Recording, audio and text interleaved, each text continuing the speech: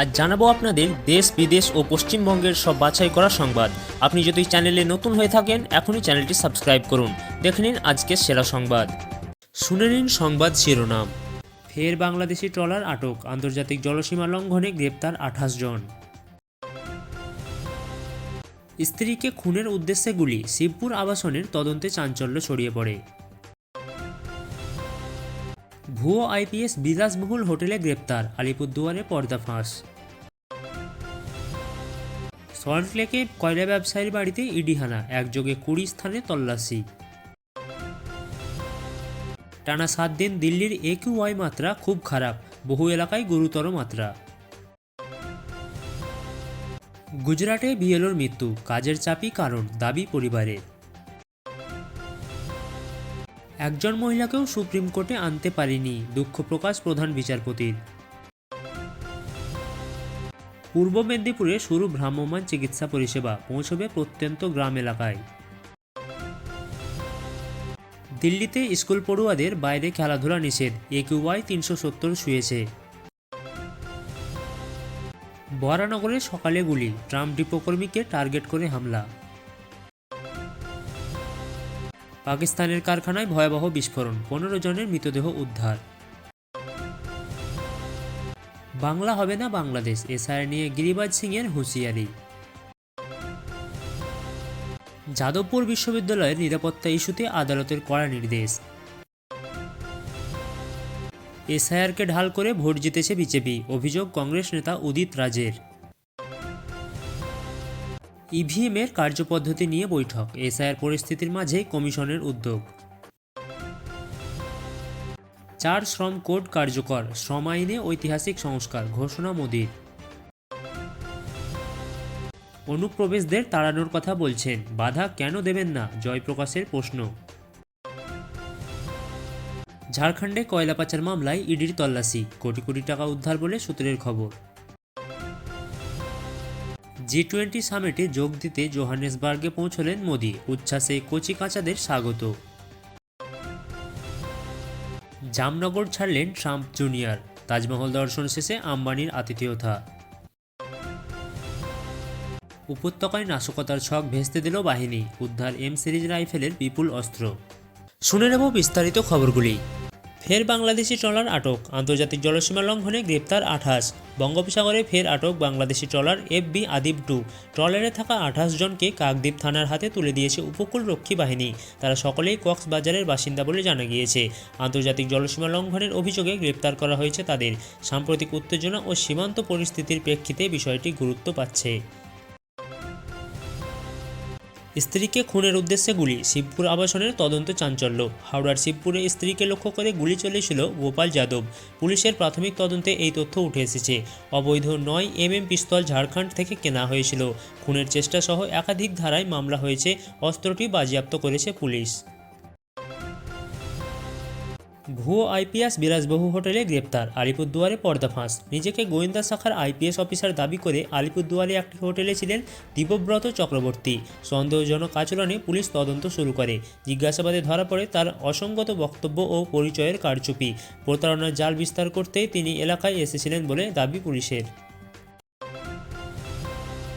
সল্টলেকে কয়লা ব্যবসায়ীর বাড়িতে ইডি হানা, একযোগে 20 স্থানে তল্লাশি।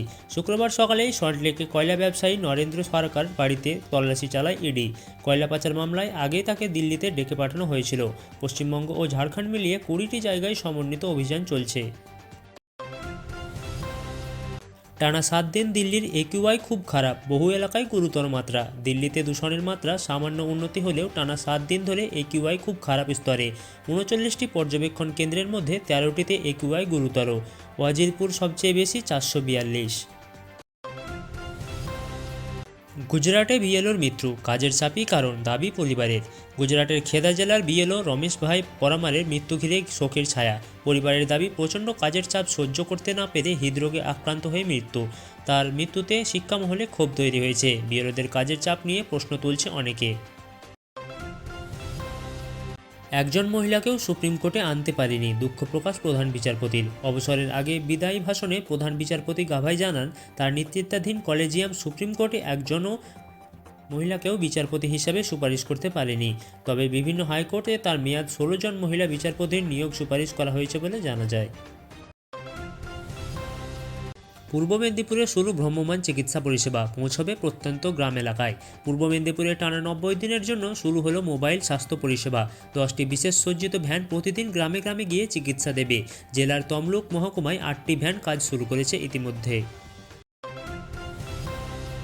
দিল্লি স্কুল পড়ুয়াদের বাইরে খেলাধুলো নিষিদ্ধ। AQI 370 ছুঁয়েছে। টানা অতি খারাপ বায়ু দূষণের বিপর্যস্ত দিল্লি। AQI 370 হওয়ায় সমস্ত স্কুলকে বাইরে খেলাধুলা ও আউটডোর অ্যাক্টিভিটি নিষিদ্ধ করার নির্দেশ। পরিস্থিতি নিয়ন্ত্রণে আনতে আরও কড়া ব্যবস্থা নেওয়া হতে পারে বলে ইঙ্গিত প্রশাসনের। বরানগরে সকালে গুলি, ট্রাম ডিপো কর্মীকে টার্গেট করে হামলা। বরানগরের নর্দার্ন পার্কে সকালে ময়লা ফেলতে বেরিয়েছিলেন বিকাশ মজুমদার। সেই সময় বাইকে এসে দুজন দুষ্কৃতী গুলি চালিয়ে পালায়।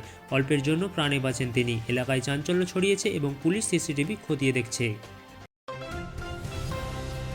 পাকিস্তানের কারখানায় ভয়াবহ বিস্ফোরণ, 15 জনের মৃতদেহ উদ্ধার। শুক্রবার পাকিস্তানের একটি আটা কারখানায় ভয়াবহ বিস্ফোরণে মৃত্যু হয়েছে অন্তত 15 জনের। গ্যাস লিক থেকেই বিস্ফোরণ ঘটেছে বলে জানা যায়। মৃতের সংখ্যা আরও বাড়তে পারে বলে আশঙ্কা বৃদ্ধির সঙ্গে শুরু হয়েছে আরও তদন্ত।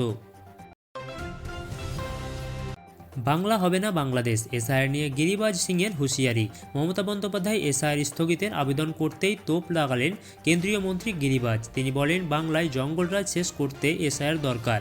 রোহিঙ্গা অবৈধ অনুপ্রবেশ রুখতে এই বাধ্যতামূলক পদক্ষেপ। যাদবপুর বিশ্ববিদ্যালয়ে নিরাপত্তা ইস্যুতে আদালতের কড়া নির্দেশ। যাদবপুর বিশ্ববিদ্যালয়ের নিরাপত্তা ঘাটতি নিয়ে আদালত রাজ্য ও বিশ্ববিদ্যালয়কে 1 সপ্তাহের মধ্যে হলফনামা জমা দিতে বলেছেন। নিরাপত্তা রক্ষী নিয়োগ, সিসিটিভি লাগানো, কোন কাজ কতদিনে শেষ হবে তা সময়সীমা উল্লেখ করে জানাতে হবে। ছাত্রদের নিরাপত্তা নিয়েই এই কড়া অবস্থান। এসআইআরকে ঢাল করে ভোট জিতেছে বিজেপি, অভিযোগ কংগ্রেস নেতা উদিত রাজের। উদিত রাজের অভিযোগ, বিহারে এসআইআর ব্যবহার করে নির্বাচনের সুবিধা পেয়েছে বিজেপি এবং বাংলায়ও সেই একই কৌশল প্রয়োগ করতে চাইছে। তিনি দাবি করেন, জনগণের ম্যান্ডেট নয়, প্রশাসনিক করচুপিতেই বিজেপি জয়লাভ করতে চায়। কংগ্রেস চাইছে পুরো প্রক্রিয়ার স্বচ্ছতা নিশ্চিত হোক। ইভিএমের কার্যপদ্ধতি নিয়ে বৈঠক, এসআইআর পরিস্থিতির মাঝে কমিশনের উদ্যোগ। ইভিএমের প্রথম পর্যায়ের চেকিং ও রক্ষণাবেক্ষণ নিয়ে বিশেষ বৈঠক করল নির্বাচন কমিশনের প্রতিনিধি দল। রাজ্যের জেলা নির্বাচন আধিকারিক, নোডাল অফিসাররা উপস্থিত ছিলেন। নিরাপত্তা ও সততার সঙ্গে ভোট প্রক্রিয়া চালানোয় কীভাবে ইভিএম ব্যবহার হবে তা বিস্তারিত আলোচনা করা হয় সেখানে। 4 শ্রম কোড কার্যকর, শ্রম আইনে ঐতিহাসিক সংস্কার, ঘোষণা মোদির। স্বাধীনতার পর সবচেয়ে বড় শ্রম আইন সংস্কার বলে দাবি করে 4 শ্রম কোড কার্যকর হওয়ার কথা ঘোষণা করলেন প্রধানমন্ত্রী নরেন্দ্র মোদী। শিল্প সম্পর্ক, মজুরি, সামাজিক সুরক্ষা, পেশাগত নিরাপত্তা সব ক্ষেত্রেই নতুন নিয়ম চালু হয়েছে। শ্রমিকদের সুবিধা বাড়বে এবং শিল্পক্ষেত্রে স্বচ্ছতা ফিরবে বলে কেন্দ্রের দাবি। অনুপ্রবেশকারীদের তাড়ানোর কথা বলছেন, বাধা কেন দেবেন না, প্রশ্ন জয়প্রকাশ মজুমদারের। অনুপ্রবেশ রুখতে অমিত শাহের কঠোর অবস্থানের পরেই প্রশ্ন তুললেন তৃণমূল মুখপাত্র জয়প্রকাশ মজুমদার। তিনি অভিযোগ করেন, শুধু কথায় কঠোরতা দেখালেই হবে না, সীমান্তে কড়া নজরদারি ও বাস্তব উদ্যোগ নিলে তবেই অনুপ্রবেশ ঠেকানো সম্ভব। কেন্দ্রের ভূমিকা নিয়ে প্রশ্ন তোলেন তিনি। G20 সামিটে যোগ দিতে জোহানেসবার্গে পৌঁছলেন মোদি, উচ্ছ্বাসে কচিকাঁচাদের স্বাগত। G20 সামিটে যোগ দিতে দক্ষিণ আফ্রিকার জোহানেসবার্গে পৌঁছলেন প্রধানমন্ত্রী নরেন্দ্র মোদি। বিমানবন্দরে তাকে নাচ, গান ও ঐতিহ্যবাহী অভ্যর্থনায় স্বাগত জানায় স্থানীয় বাচ্চারা। এবার বৈঠকে বৈশ্বিক অর্থনীতি, নিরাপত্তা, দক্ষিণ সহযোগিতায় নিয়ে বিস্তারিত আলোচনা হবে। ভারতীয় প্রতিনিধি দলের নেতৃত্ব দিচ্ছেন নরেন্দ্র মোদি। ঝাড়খণ্ডে কয়লা পাচার মামলায় ইডির তল্লাশি, কোটি কোটি টাকা উদ্ধার। ঝাড়খণ্ড জুড়ে 18টি জায়গায় তল্লাশি চালিয়ে কোটি টাকার বেশি নগদ ও নথি বাজেয়াপ্ত করল ইডি। কয়লা পাচার ও চোরাচালান চক্রের অর্থনৈতিক নেটওয়ার্ক ধরতে এই অভিযান। ইডি সূত্রের খবর, পাচার চক্রের লেনদেনের খাতায় মিলেছে বহু গোপন তথ্য, যা নিয়ে বিস্তৃত তদন্ত চলছে। আরও কয়েকজন ব্যবসায়ী ও দালালের নাম সামনে আসতে পারে। জামনগর ছাড়লেন ট্রাম্প জুনিয়র, তাজমহল দর্শন শেষে আম্বানির আতিথেয়তা। ভারত সফর সেরে জামনগর ত্যাগ করলেন ডোনাল্ড ট্রাম্প জুনিয়র।